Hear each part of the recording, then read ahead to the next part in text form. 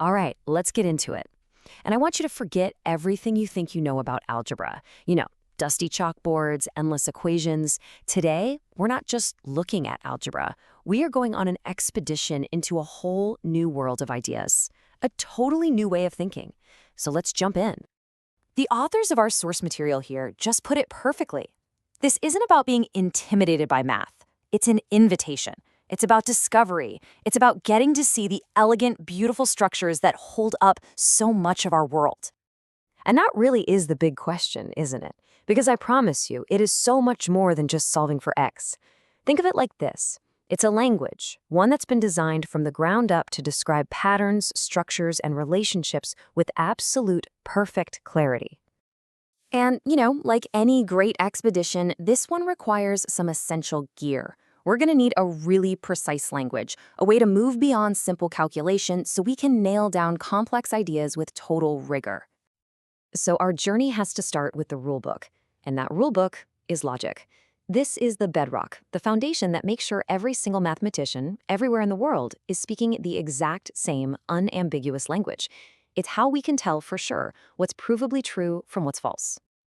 And this is what gives mathematics all its power. Logic is like the ultimate fact-checker. It lets us build these arguments step by logical step that are absolutely certain. There's no room for maybe here. A statement is either true, and you can prove it, or it's false, and you can show why. Okay, check this out, because this shows you just how important this stuff is. In logic, order is everything. Look at the first sentence. For every person, there exists a phone number. Makes sense, right? That's true, we each have one. But now, just swap the order of those logical symbols. Now the sentence says, there exists a phone number for every person. Whoa! Suddenly it's false. That would mean we all share one single phone number. All we did was flip two symbols and the meaning completely changed. That is the kind of precision we need for this journey. Okay, so we've got our rules of logic. Now we need things to talk about. And in mathematics, we organize everything into these collections called sets. You can almost think of it as our way of sorting the entire universe into neat little boxes. And a set is really just what it sounds like, a collection of distinct things or elements. It could be a simple set of numbers, like 0 and 1, or colors, like red and black. It could even be the infinite set of all the natural numbers. And get this, there's even a set that has absolutely nothing in it. We call that the empty set. These are the basic building blocks we're going to be working with. So, we have our rules and we have our objects. Now, our expedition is about to lead us into some pretty wild, uncharted territory.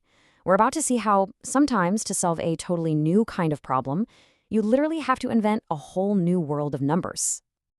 This right here, this is the engine of mathematical discovery in action. It's beautiful. You start with the simple counting numbers, the natural numbers, but you can't solve x plus 5 equals 2. So what do? You invent a new thing, the integers. Problem solved. But wait, now you can't solve 2x equals negative 3.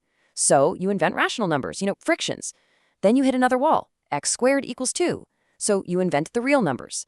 And even then, you can't solve x squared equals negative 1. Until, that is, you take this massive creative leap and invent the complex numbers.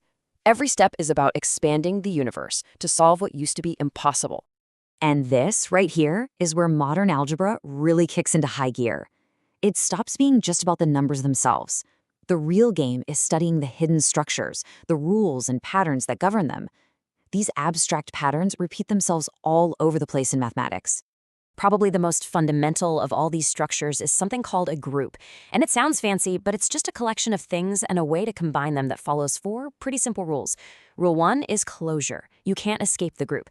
If you combine any 2 things in the set, the result is still inside. 2 is associativity. The order of operations doesn't matter. 3 is identity. There's a neutral, do-nothing element, kind of like adding 0. And 4 is inverse. Every single action has an equal and opposite action that gets you right back where you started. Yeah, that is the perfect question to ask right now. Because these really abstract-sounding rules, well, it turns out they actually describe very real, very tangible things. We just have to know where to look. So let's take an equilateral triangle. The elements of our set are all the different ways you can rotate or flip it that leave the triangle looking exactly the same. The operation is just doing one of those moves and then another one. And look, it fits our rules perfectly. Any two moves you do in a row just result in another valid move. That's closure. The do-nothing move is our identity, and every single rotation or flip can be perfectly undone. That's our inverse. This is a group right here in the real world. So, as our little expedition starts to wrap up, let's just zoom out for a second and look at the path we've traveled. We started with the basic rules of the game, which was logic. Then we defined our players, the sets. From there, we explored and even had to create brand new kinds of numbers.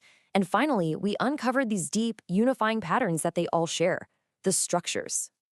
And this process, this journey of building from a few simple rules into these huge, abstract universes, that's the real reward. That's the fun of it. It's the thrill of discovery, that incredible satisfaction of finally solving a puzzle and seeing how everything just clicks into place. So if there's one thing you take away from this, it's this. Modern algebra is not just another subject in school. It's a fundamental language. It is a toolkit for describing the very structure of reality itself, from the simple symmetry of a triangle all the way up to the fundamental laws of physics. It gives us this amazing framework for asking new questions and for building entirely new mathematical worlds, just from our imagination. So the only real question left is, where is this incredibly powerful language going to take us next? What will we discover there?